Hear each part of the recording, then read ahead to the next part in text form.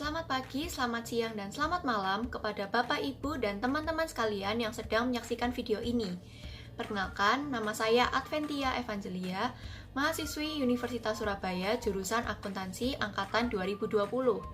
Hari ini saya akan menyampaikan sebuah topik yang sedang ramai diperbincangkan di kalangan masyarakat, yaitu vaksin COVID-19.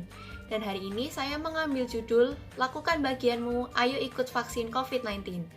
Untuk penjelasan lebih lanjut, yuk nonton video ini. Vaksin virus corona yang telah lama ditunggu oleh masyarakat, kini sudah beredar di Indonesia. Namun, beredarnya vaksin ini justru menuai kontroversi yang cukup panas di kalangan masyarakat. Setelah melakukan survei, ditemukan bahwa banyak masyarakat berusia muda yang ternyata menolak untuk divaksin. Alasannya cukup beragam, mulai dari merasa vaksin tidak efektif, takut akan efek samping yang akan ditimbulkan. Ada juga yang merasa cukup percaya diri dengan kekebalan tubuhnya sehingga tidak memerlukan vaksin. Ditambah lagi banyaknya informasi di media sosial yang beredar mengenai efek samping yang cukup berat setelah melakukan vaksinasi COVID-19 ini.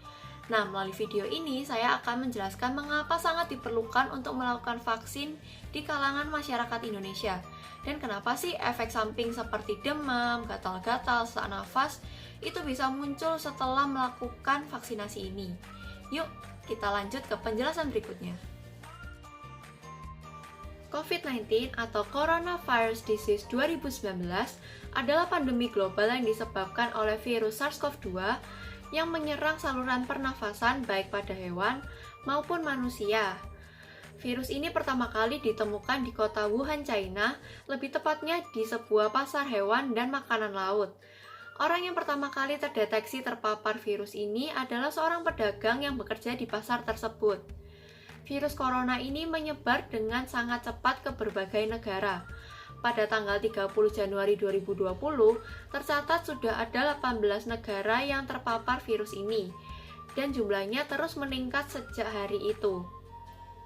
Virus ini bisa menyebabkan berbagai penyakit yang berkaitan dengan pernafasan, mulai dari penyakit ringan seperti infeksi hidung dan sinusitis, dan juga sampai penyakit yang berat seperti SARS dan MERS.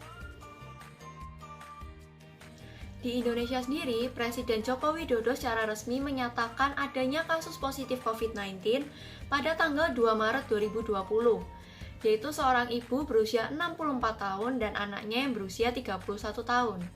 Kasus ini bermula dari adanya pesta dansa di sebuah klub di Jakarta, yaitu Palona and Amigos, yang dihadiri oleh korban dan seorang warga negara Jepang yang ternyata dinyatakan positif COVID-19 saat dites di Malaysia.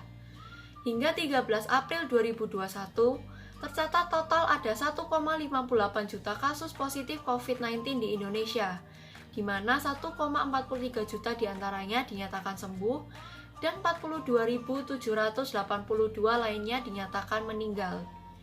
Pemerintah Indonesia sendiri sudah melakukan berbagai tindakan untuk mencegah terjadinya ledakan angka penderita COVID-19 di Indonesia, seperti pengetatan protokol kesehatan, pembatasan mobilitas masyarakat, serta pelaksanaan program 3T, yaitu testing, tracing, and treatment.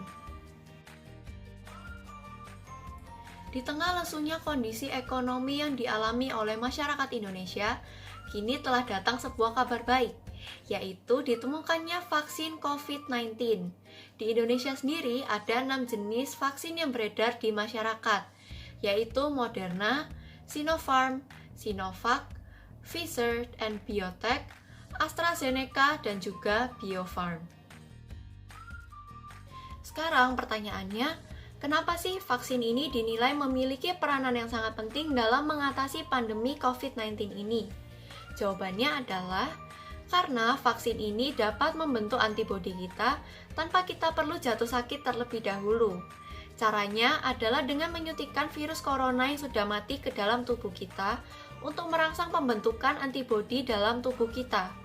Harapannya adalah tubuh kita menjadi familiar dengan benda asing tersebut sehingga dapat melawannya di kemudian hari.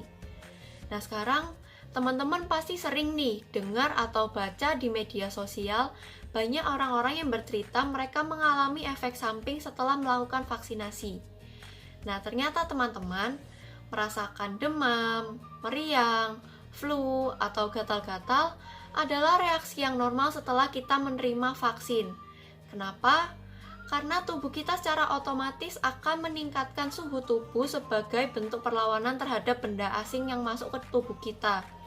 Tujuannya adalah mematikan patogen tersebut yang tidak bisa bertahan di suhu tubuh kita yang lebih tinggi. Dan meriang tersebut adalah reaksi alami yang dilakukan oleh tubuh kita ketika suhu tubuh kita meningkat. Di Indonesia, sasaran menerima vaksin COVID-19 terbagi menjadi 2 gelombang.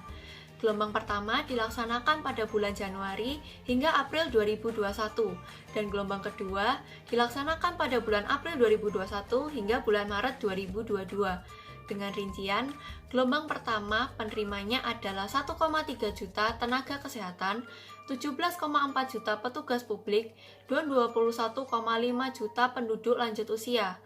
Untuk gelombang kedua, penerimanya adalah 63,9 juta masyarakat rentan, yaitu masyarakat yang hamil atau memiliki penyakit tertentu, dan 77,4 juta masyarakat lainnya. Selanjutnya, saya akan menjelaskan bagaimana kita sebagai warga negara Indonesia bisa menerima vaksin COVID-19 ini di Indonesia. Ada 5 cara yang bisa kita tempuh. Yang pertama, melalui pendaftaran di website Kementerian Kesehatan Provinsi masing-masing. Yang kedua, melalui website Komite Penanganan COVID-19 dan Pemulihan Ekonomi Nasional atau KCPEN. Yang ketiga, melalui telepon ke 119 dengan extension 9 atau bisa juga melalui SMS. Yang selanjutnya, dengan mengikuti vaksinasi massal yang diadakan oleh institusi yang bekerja sama dengan Kementerian Kesehatan dan Dinas Kesehatan. Yang terakhir, bisa juga kita dengan mengikuti vaksinasi mandiri yang tersedia di berbagai rumah sakit yang ada di Indonesia. Selanjutnya, saya akan menjelaskan mengenai alur pelayanan di tempat vaksinasi. Akan ada 4 meja yang tersedia. Di meja pertama adalah meja pendaftaran, di mana peserta akan menunjukkan etiket dan bukti identitas dirinya. Di meja kedua adalah meja screening, di mana para petugas akan melakukan pengecekan kesehatan kepada peserta untuk memastikan peserta cukup sehat untuk dapat menerima imunisasi. Meja ketiga adalah tempat kita akan menerima vaksinasi. Dan meja keempat adalah meja pencatatan dan observasi, di mana peserta akan diamati selama 30 menit setelah melakukan vaksinasi, untuk memastikan peserta tidak mengalami KIPI atau kejadian ikutan pasca imunisasi. Setelah itu, peserta akan diperbolehkan pulang dan menerima kartu imunisasi. Demikian penjelasan saya mengenai vaksin COVID-19 yang ada di Indonesia. Diharapkan Bapak, Ibu, dan Saudara sekalian setelah mendengarkan penjelasan ini tidak lagi takut untuk menerima vaksin COVID-19. Yuk kita sama-sama ambil bagian kita siap divaksin agar sama-sama segera pulih dari pandemi COVID-19 ini. Sekian dari saya, terima kasih atas perhatiannya.